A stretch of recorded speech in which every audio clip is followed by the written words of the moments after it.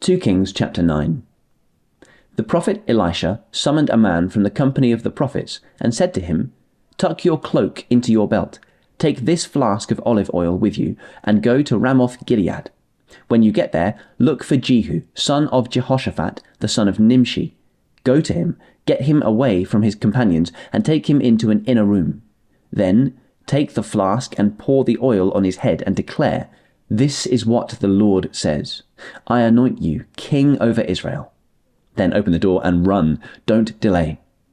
So the young prophet went to Ramoth Gilead. When he arrived, he found the army officers sitting together. "I have a message for you, commander," he said. "For which of us?" asked Jehu. "For you, commander," he replied.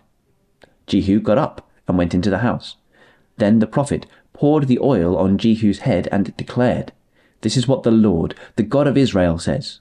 I anoint you king over the Lord's people, Israel.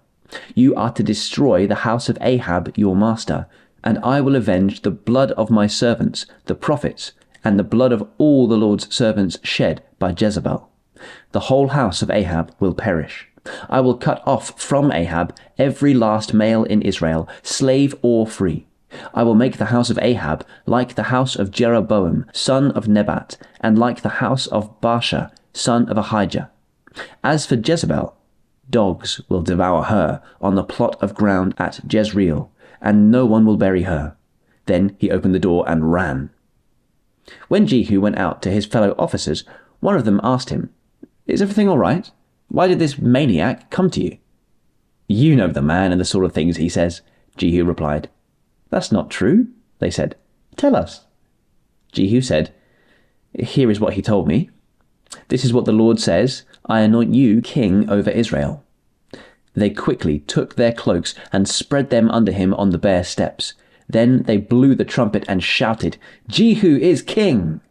So Jehu, son of Jehoshaphat, the son of Nimshi, conspired against Joram.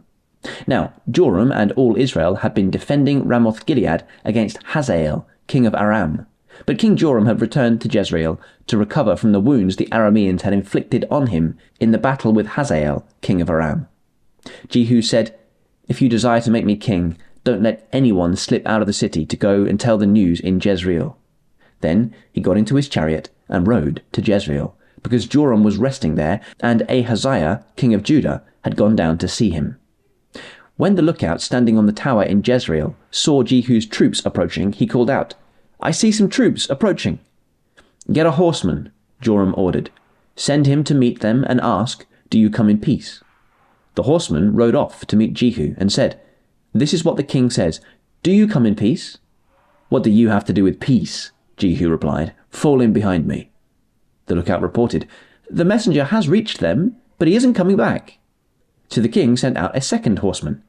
When he came to them, he said, "This is what the king says. Do you come in peace?" Jehu replied, "What do you have to do with peace? Fall in behind me." The lookout reported, "He has reached them, but he isn't coming back either. The driving is like that of Jehu, son of Nimshi. He drives like a maniac." "Hitch up my chariot," Joram ordered. And when it was hitched up, Joram, king of Israel, and Ahaziah, king of Judah, rode out, each in his own chariot, to meet Jehu. They met him at the plot of ground that had belonged to Naboth the Jezreelite. When Joram saw Jehu, he asked, "Have you come in peace, Jehu?" "How can there be peace?" Jehu replied, "as long as all the idolatry and witchcraft of your mother Jezebel abound." Joram turned about and fled, calling out to Ahaziah, "Treachery, Ahaziah!" Then Jehu drew his bow and shot Joram between the shoulders. The arrow pierced his heart, and he slumped down in his chariot. Jehu said to Bidkar, his chariot officer, "Pick him up and throw him on the field that belonged to Naboth the Jezreelite. Remember how you and I were riding together in chariots behind Ahab his father, when the Lord spoke this prophecy against him? Yesterday I saw the blood of Naboth and the blood of his sons, declares the Lord, and I will surely make you pay for it on this plot of ground, declares the Lord. Now then, pick him up and throw him on that plot in accordance with the word of the Lord." When Ahaziah, king of Judah, saw what had happened, he fled up the road to Beth Hagan. Jehu chased him, shouting, "Kill him too!" They wounded him in his chariot on the way up to Gur, near Ibleam, but he escaped to Megiddo and died there. His servants took him by chariot to Jerusalem and buried him with his ancestors in his tomb in the city of David. In the 11th year of Joram, son of Ahab, Ahaziah had become king of Judah. Then Jehu went to Jezreel. When Jezebel heard about it, she put on eye makeup, arranged her hair, and looked out of a window. As Jehu entered the gate, she asked, "Have you come in peace, you Zimri, you murderer of your master?" He looked up at the window and called out, "Who is on my side? Who?" 2 or 3 eunuchs looked down at him. "Throw her down," Jehu said. So they threw her down, and some of her blood spattered the wall and the horses as they trampled her underfoot. Jehu went in and ate and drank. "Take care of that cursed woman," he said, "and bury her, for she was a king's daughter."